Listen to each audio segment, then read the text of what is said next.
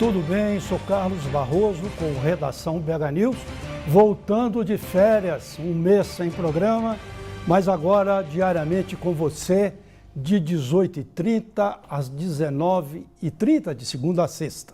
Sábado e domingo não tenho redação. Você pode nos acompanhar aí pela canal 9 da NET, também pelo nosso site www.bhnews.tv.br. Se você quiser falar diretamente comigo, um diálogo, críticas, sugestões, mande um e-mail, carlosbarroso@hotmail.com. E vamos agora às notícias do dia. A Polícia Civil ainda busca pelos suspeitos de torturar e matar um casal em Araxá, no Alto Paranaíba.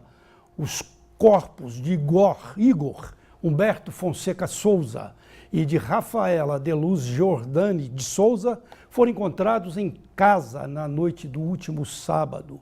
Ninguém foi preso até agora.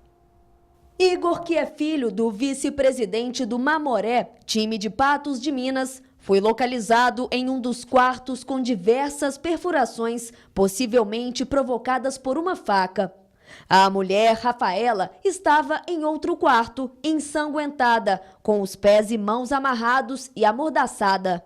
Aparelho de TV e o carro das vítimas foram roubados. Os policiais também buscam imagens de câmeras da residência e de imóveis vizinhos. As principais linhas de investigação são latrocínio, roubo seguido de morte e homicídio por razões pessoais. O programa Redação entrou em férias, mas a insegurança pública não entrou em férias. Continua o mesmo quadro.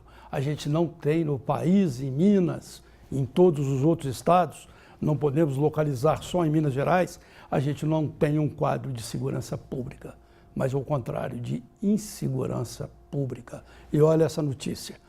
Em 4 anos do programa CRAC, É Possível Vencer, lançado pelo governo federal em 2011, as ações parecem não ter surtido efeito, pelo menos em Belo Horizonte. A falta de locais para encaminhar os dependentes químicos que querem ou precisam se tratar é um dos entraves para que essas pessoas sejam removidas dos espaços públicos, de acordo com a Polícia Militar.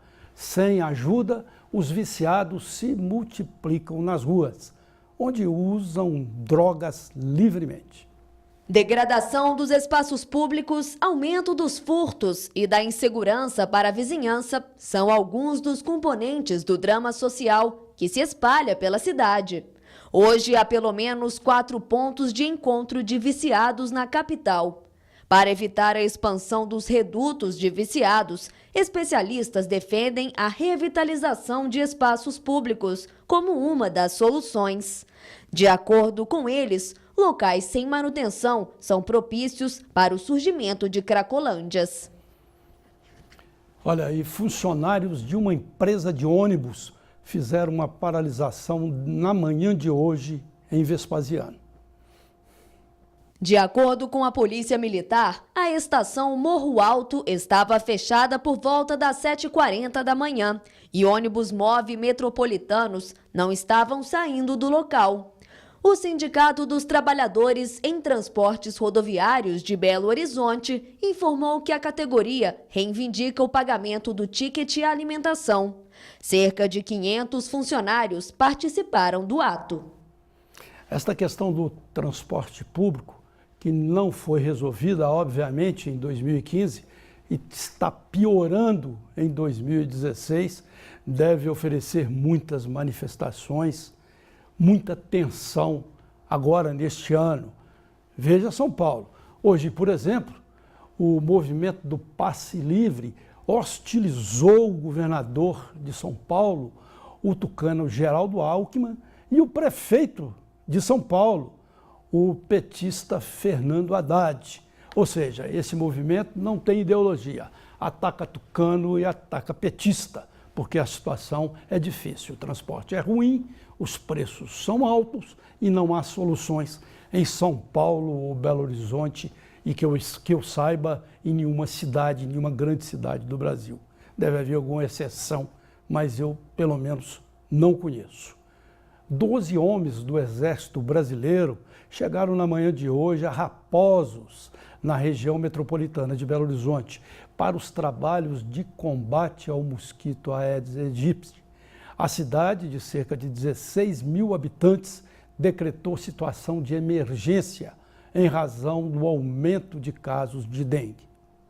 De acordo com a prefeitura local, foram 720 notificações da doença, com 182 confirmações. Em 2014, foram 20 casos e 12 confirmações. A cidade tem 10 agentes de controle de zoonones para visitar cerca de 6 mil casas. O número de profissionais é considerado baixo pelo prefeito, o que agrava a situação. Além da falta de pessoal, o descuido da população para evitar o acúmulo de água parada deixa o cenário ainda pior. Os agentes de combate a endemias e os militares visitaram casas no bairro no Morro das Bicas nesta manhã. 12 homens do Exército para combater essa calamidade pública brasileira é muito pouco. Tem de colocar o batalhão inteiro, tem de colocar o Exército inteiro nessa luta.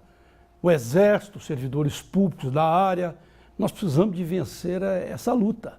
O Brasil, que sonhava ser um grande exportador de matéria-prima, exportador de produtos industrializados, exportador de tecnologia, sonhava. Hoje se tornou um exportador da Zika, da doença Zika. Nós temos de colocar todo o Exército para combater isso e não só 12 homens. E a semana será novamente de chuvas em todo o estado. As cidades das regiões Norte e Leste devem registrar precipitações mais fortes com trovoadas. Os municípios Monte Verde e Montalvânia, na primeira região, por exemplo, já registraram quantidade de chuva superior à média histórica do mês de janeiro, marcando cerca de 200 a 250 milímetros. Em Belo Horizonte e região, os termômetros devem variar entre 17 e 31 graus. E o Redação vai faturar um pouco e volta logo após um rápido intervalo.